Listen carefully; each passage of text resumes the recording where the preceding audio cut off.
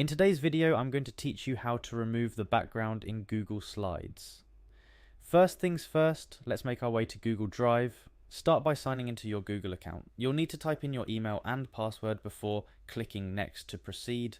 It's important to make sure you're logging into the correct Google account that has access to the slides you wish to edit. Once you're in your Google Drive, navigate to the Google Slides presentation you want to edit.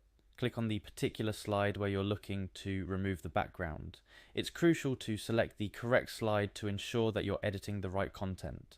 After you've selected your slide, look for the slide option in the top menu. This will open up a drop-down menu where various options are available.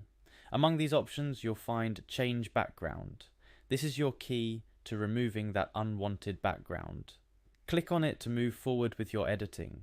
A new window will pop up specifically for changing the background. Here you will see a button labelled Reset. Clicking on Reset will remove any custom background you've previously set for your slide.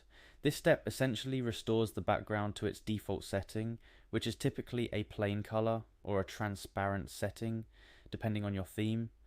Finally, to apply this change to your slide, just click on Done. This action will save your changes, effectively removing the old background from your slide. Here are a couple of things to keep in mind during this process.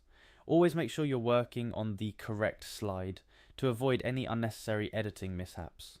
Also remember, removing the background will revert it to the default. If you're planning to customize it further, you'll need to follow additional steps to add a new background or design elements. And there you have it, a simple, straightforward way to remove backgrounds in your Google Slides presentations. This quick guide should help you create more visually appealing presentations by allowing you to customize your slides to better fit your needs or match your theme. Thank you for watching, and I hope this tutorial has been helpful.